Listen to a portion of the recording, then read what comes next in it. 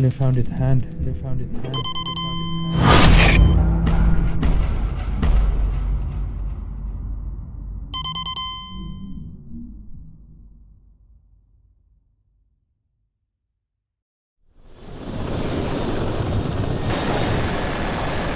It's been 2 days of Russian airstrikes against terror groups in Syria. In the beginning of 2019, Russia and the regime broke the ceasefire and started their indiscriminate bombing on towns and cities in northern Hama and southern Idlib.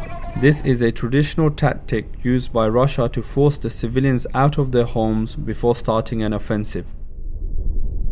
But always this tactic ends in many civilians being killed and injured.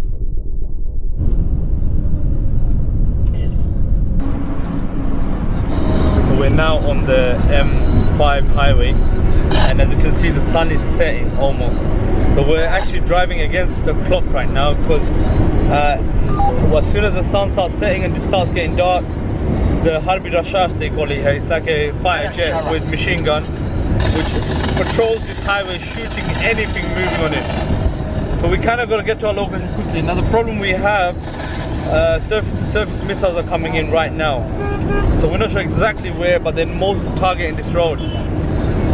So right now it is very dangerous, but we don't have much choice but to keep going. Let's keep going. We have good experience from previous battles and knew that the enemy's first targets, the first line of defense in their eyes, were the hospitals. They told me just look at where the rocket came in from. That's what they said.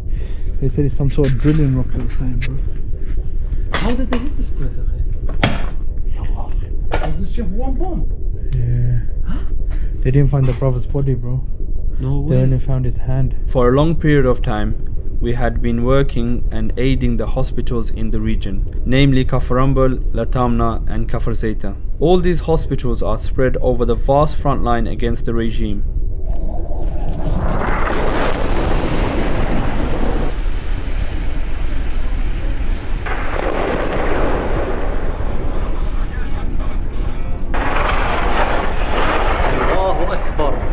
The Kaframbal Hospital, the Kafr Zayta Hospital and the Latamna Hospital all became the first casualties in this new offensive for Khan Sheikhoun.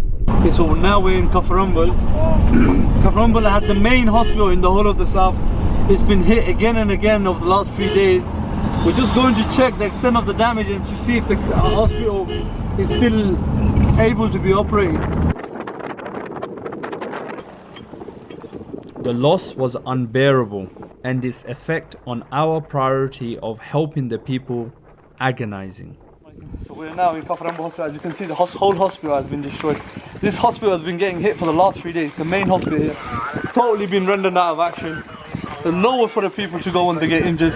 This is what we're seeing. Over the last 3 days, every hospital in the whole southern region has been destroyed.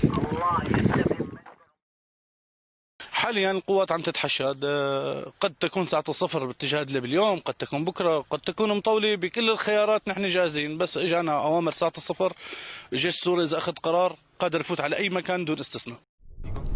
We realized the time for frontline medical work was knocking at our doors, so we hastened to prioritize our workforce and resources. I want to show you something. This is the future of hospitals in Syria. This is a new project that we're currently building, and this is a cave which has about 13 meters of mountain on top of it.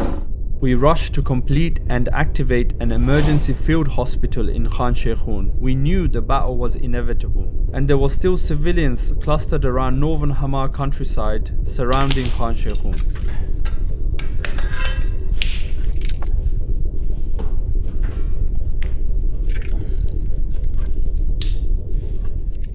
Within days, we managed to make a formidable medical point in Khan Sheikhoun to counter the murderers of women and children.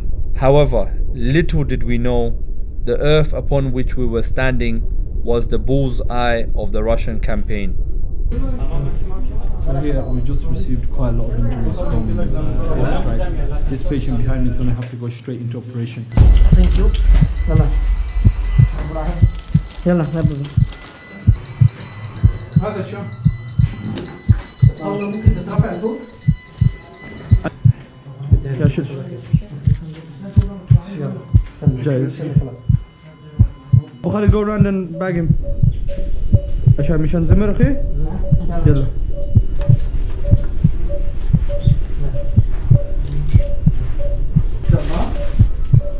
إلى الآن جيد.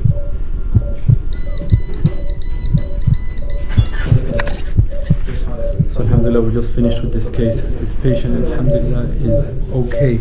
Unfortunately, one of the patients died and we had about 3 or 4 minor injuries, relatively minor injuries, alhamdulillah. As the days passed, the enemy increased their bombardment exponentially and the offensive seemed imminent. We realized that the front line was too big and it would be very difficult for the civilians and the rebels to reach a medical point from such a wide front. So we're now on another mission now. Alhamdulillah, our plan is to go and set up a medical point, a surgical point, right next to the Turkish observation point. Let's see the reception to us, because right now all the hospitals in the southern region have been bombed. We decided to set up a temporary point in Sher Maghar, hundreds of miles away from our main medical point, to help those in need.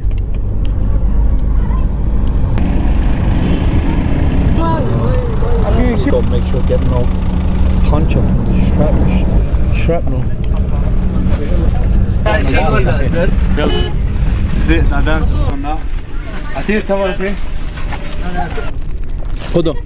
خدو يلا.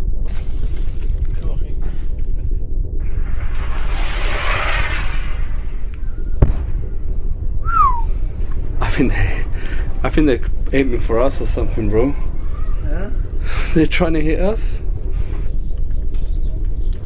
This whole area has no hospitals, no pharmacies, no nothing. So we are the only people seeing patients. Patients are flooding in. It's quite dangerous. You can hear mortars coming in one after another. Just got this little girl that's coming. There's been a lot of mortars landing here. Small shit here to the head. It's nothing serious. It's very dangerous for us to operate here. Even the Turkish point was not free from the horrendous bombardment, so we didn't stand a chance. After helping a few patients, we got news that the regime is opening fronts in all directions, and the towns and villages around us was falling rapidly. This is just an example of how fast front lines change and how difficult it is for us medics to work. You see, we just came here yesterday and already the front line shifted.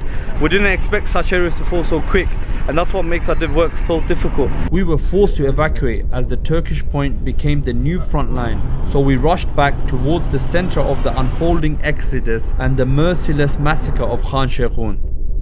But little did we comprehend the sheer magnitude of the events to follow.